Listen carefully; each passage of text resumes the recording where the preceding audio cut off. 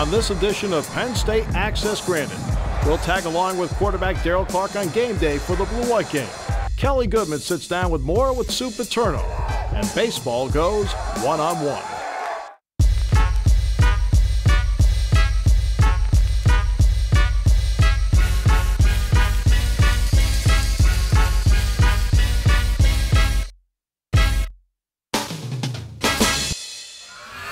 The EIVA Championship and Penn State are synonymous. It seems year after year the Nittany Lions win the EIVAs and get to the national semifinals. They've only missed once in Mark Pavlik's 16 seasons. How do the players feel about winning it every year? This is my senior year, it's my last year. I want to go out on top, I want to finish with a bang. The EIVA tournament kind of gets the run going and kind of fires us up for the Final Four. It's obviously important to win the EIVA championship to advance to the national semifinal, but it's important to the program because we've been doing it for the last, 20 years or something, and it's just important to keep winning it. First up is old rival George Mason, the team they beat in the finals a year ago, but this time they're semifinals and the number 5 seed.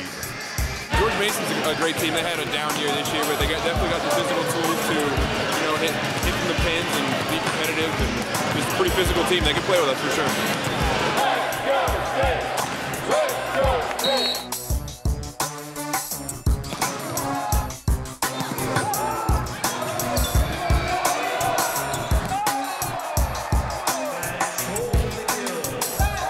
The Nittany Lions won it in 3 straight games to set up a championship match against Juniata.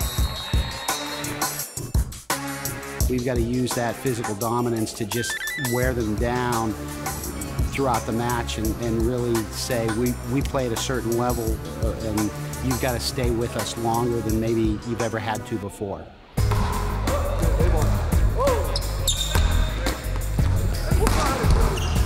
Today's the day before the EIVA finals against Juniata, and we're here practicing, doing a little bit of serving and passing. Passing and serving. Make sure our rotations are working out the way we need them to be. Just working on our offense a little bit. And going through some endgame segments. Getting ready for tomorrow. Working hard, not taking anything lightly. Today's the EIVA championship against Juniata. It's at 7 p.m. And we're coming in to practice a little bit here, do some serving pass, and you ready for these guys, so it's going to be good. Let's get a good pass and serve in, get whatever work you guys need to get done, and let's make our last match here at Rec Hall memorable. I just went in and watched some film yesterday afternoon. Kind of saw what I was doing wrong. I had my arm swing was a little slow, so we worked on that a little this afternoon. I took some swings during practice. I think we'll be good to go today. A bunch of people went out to eat together. Got here nice and early. Got showered, warming up a little bit now. I think it's going to go pretty well in our favor. Finally, it's game time for the Nittany Lions. They've worked out all the kinks during practice and they're set to go.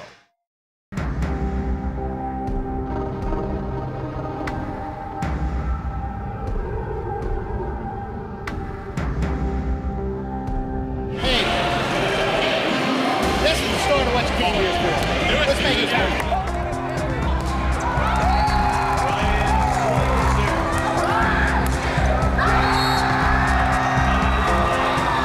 No matter what happens, let's keep playing.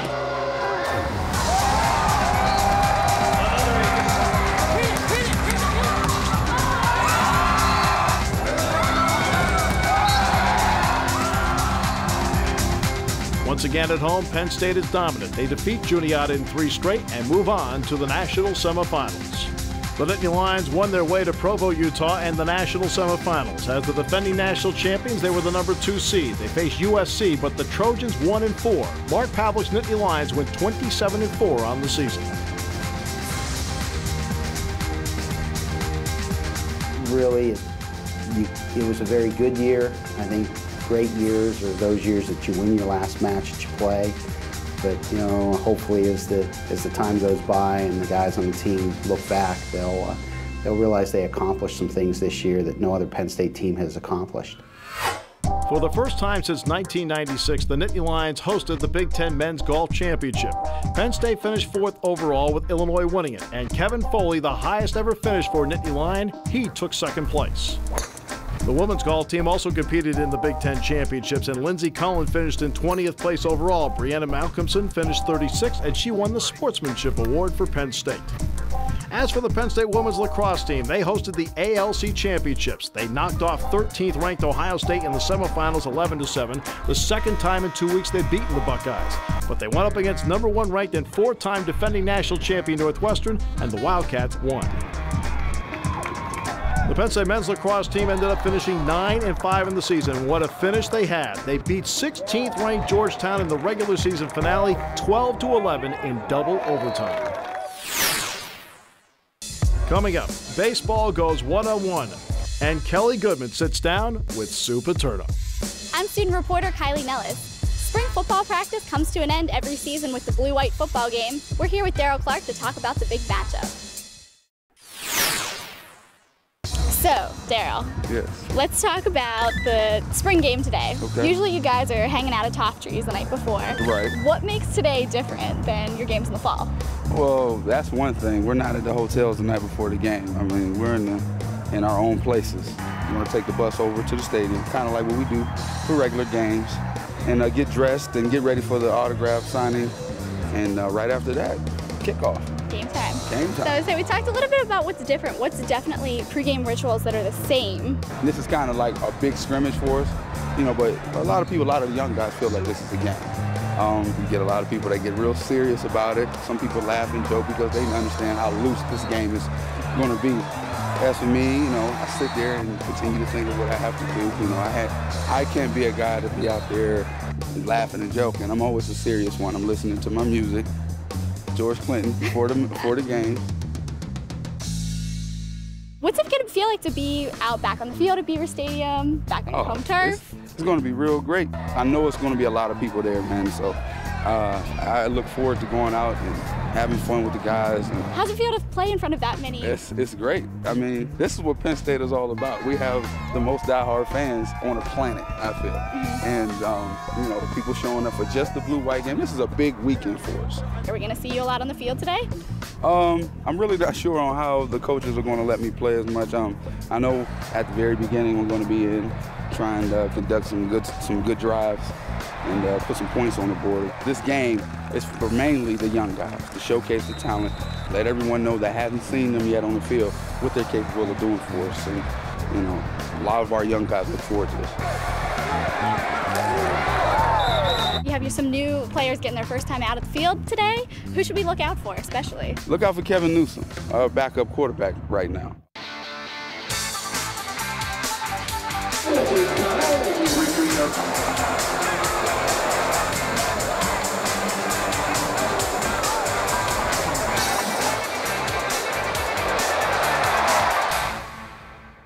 He's been doing real well this spring.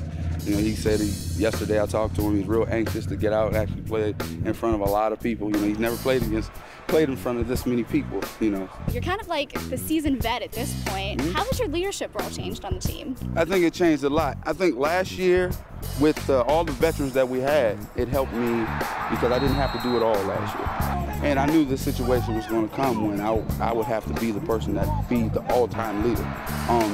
Not afraid of it, you know, I'm well prepared for it, and I think ever since we left the Rose Bowl, and from the start of the winter and over to the spring, I've been doing pretty well. Now, what are you going to say to these new guys today that are maybe a little bit nervous? What's going to be your words of wisdom for them today? Basically, I know you're nervous, and there's nothing I can tell you to get rid of all your nerves. It's not Akron on September the 5th, okay? So just relax, go out and have fun, and just have a good time.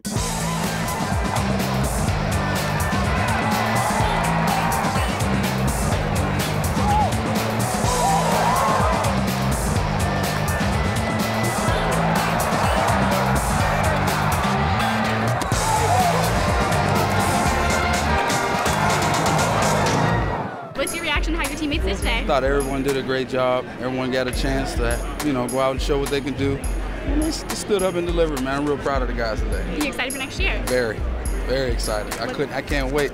First game couldn't get here any sooner.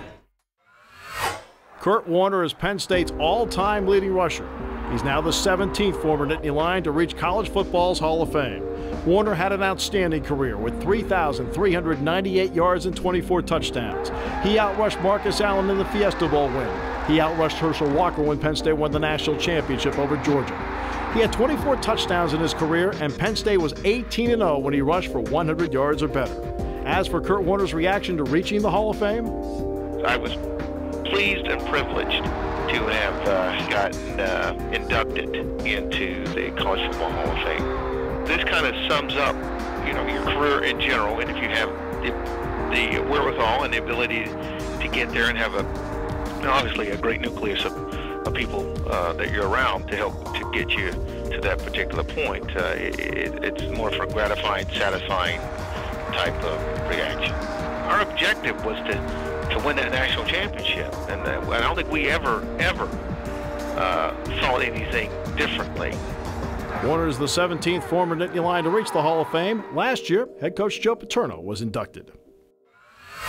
So when you became a coach's wife for a major university like Penn State, that's like taking on a job, right? It's like a full-time job. Right. Well, what would you say is the most important thing that you do as a coach's wife? The thing a coach's wife has to do is let them do what they have to do, because they don't have, like, this can be put off, that can be put off. When you've got to do something, you've got to do it, whether it's looking at films or going on the road recruiting or coaching a game. Commitment, really, for both of you, isn't it?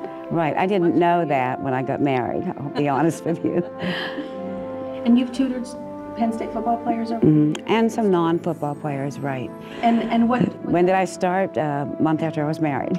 Really? I did not know that. Do you still do it? Last summer was my last run. This fall I sort of took a hiatus because we had some other things going on, like Joe's hip. Yeah. What are some of your favorite Penn State traditions or Penn State lore? Or, because you've been on the front line of so many of them, guarding the shrine. Oh, right. Oh, every year there's a new one. So, I mean, I love the wave, I love the bounce, I love guarding the lion. I love what makes the stands come alive. The reason we did paint the lion was to try to get some spirit. If you stood up to cheer, the people said down in front. And, it's not a game. But anyhow, everything changed, and now you have a student section where no one sits down. Exactly. I'm glad I don't have to stand the whole game. What's it been like for you to watch, your son Jay grow up and follow in Coach Paterno's footsteps and become a coach here at Penn State as well? Well, to be honest with you, he started, from the time he could crawl, he watched films. And that's all he ever wanted to be, was a coach. And we kept saying, no, no, no, no. You don't want this life, you want to do a different life. But there was no other life for him, so I'm glad he's living his dream. And he was a few other places, but his dream always was to coach with Joe. Coach Paterno has said he would like the legacy of your family to be that you left Penn State a better place than when you came here. And obviously your commitment to Penn State has been so strong. How would you describe what you hope the legacy of your family will be here? As far as Penn State goes, I would hope it was that we'd left it a better place. You see a need, and you want to fulfill that need. Just as a spiritual center, there was a need for a larger worship space, particularly since a lot of students started going to religious services more often. So you've got to meet that need so that they have what they need while they're here. Because education and coming to Penn State is not just the classroom. You've got to make sure they have everything else that goes with it. Coming up, more with Sue Paterno, and baseball goes one-on-one. I'm Dr. Christine Clark, Director of Sports Nutrition for Penn State Intercollegiate Athletics. How can athletes prevent dehydration during exercise? Coming up, I'll help you decide what's best based on your exercise routine. Dehydration causes impairment of performance, both mentally and physically, so preventing dehydration is what any kind of exerciser wants to do. For those individuals exercising less than 60 minutes, the best beverage to drink is plain water. It doesn't contain carbohydrates or any other minerals, but it does give you the ingredient to replace a small amount of body water lost through sweating. But those individuals exercising 60 minutes or more may not only need water, which is the first ingredient in sports drinks, but they may also need electrolytes, sodium, potassium, and chloride. And they also may need sugar for more energy, and that is the carbohydrate that's also in sports drinks. So both of these beverages are different, and really what you need depends on how long you're exercising. I wanted to talk to you about Special Olympics, why that is such an important charity for you, an important event for you, because you've made those opening ceremonies so special. Oh, as you know, one son had an accident, and his chances of living were slim, and then being able to do what he did, and he ended up with no brain damage. I mean, he does have some brain damage, but it's not functional. And I had a really difficult year till we got through all the problems that were associated with that fractured skull. And I realized how much time that took to care for someone. And I thought, I've got to help other people who need the help, give them a break, and help their children succeed. I think what Special Olympics has done for all these young people is achieve great self-esteem. And they're out in the job market, I'm sure you've noticed, and sometimes you don't notice, and they have the greatest attitude about life. And so what does it mean to you when you stand there on the night of opening ceremonies, something that you work so hard on, and knowing what a great weekend all of those athletes are going to have? How do you feel when you know that you're responsible for so much of that? Well, they make me cry, so is that all right? We get really tired, and then they get off the bus and the world comes alive. And why was it important to get Penn State student athletes involved with that? Well, two types of people they like the most are the military and other athletes. And I thought, well, we started off getting the football players to march in with each delegation. And they are really great because they sign everything for the kids. In the staging area, they have a lot of time to sign everything. And then we started branching out to the other sports, anyone who could come help. So we have the swimmers, we have the basketball players, anybody who's available. Now, the military, we get some of them to present medals at the venues. I think it seems to mean a lot to the Penn State athletes when you see them. They have learned, which... They seem to really appreciate everything that they have when they're around the Special Olympics. And I think they see real courage. Yeah. The first year I had to go and explain everything to the team, what I wanted them to do and why I wanted them to do it. After that, the sheet goes up, they all sign up. And it just goes on and on and on, because we've been doing it I'd say 20 years. We've been doing that with the athletes, so.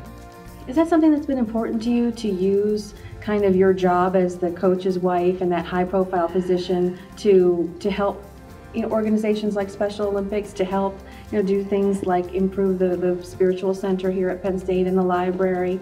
Do you feel like that's part of your job? I never thought of it that way.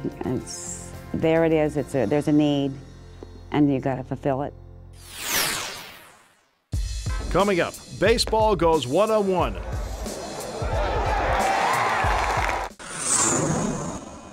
All right, Dave. Ready for the first question? I'm ready, Ryan. Let's do it. Who is the best ping pong player on this team? Now, it's a tough question because at the beginning of the year I would have answered something different. But I'd say right now it's me. You're gonna have to go with me. You know, I mean. I don't know, Dave. I don't know about that. I've been getting the series lately, I think, and I mean, it might be different every day though. That's the other thing. You've been on top of your game, I must say, but I give you a run for your money. I know you're a superstitious guy, man, and what's a few of your superstitions that you have?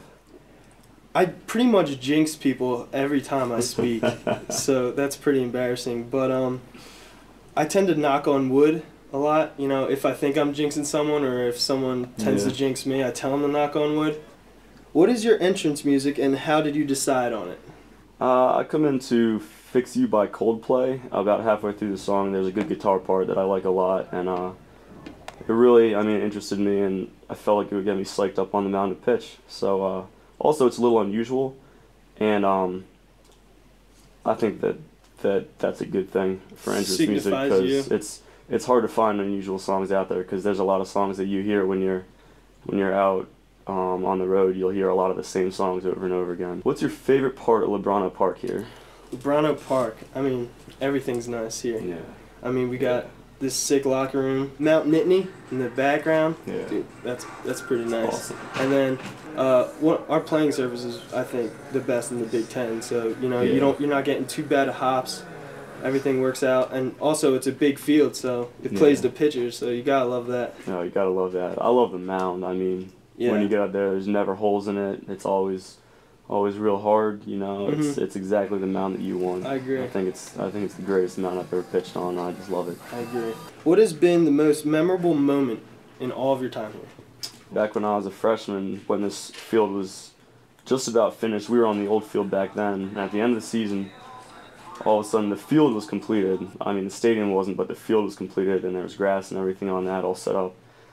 And as a surprise, the coaches were like, "Hey, let's head over and hit on the new field," and everybody like headed over there. And I'll never forget just the first time we walked out on the field, and we were just looking at it, and I mean, Mount Nittany, as you said, in the background, and it was just unbelievable, just looking at the stadium, especially compared with our old field. I mean, when I first got here, the field was the first thing that stood out to me. I mean, I walked in and I was like, whew, blown away, you know? What was the highest pressure moment that you've had here so far this season? Highest pressure? I gotta say, when we were playing Michigan, at Michigan, and Coach told me to get warmed up in the 9th, and it was a tie game.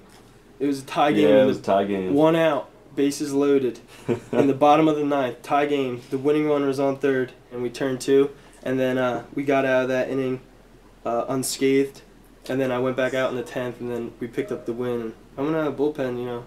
You gotta have nerves of steel. Yeah. Ice water in the veins. It has been an incredible year at Penn State, featuring conference championships and national championships. We want to thank all the great student athletes that cooperated with us, their coaching staffs, as well as the athletic department. And above all, we want to thank you, the great Nittany Lion fans.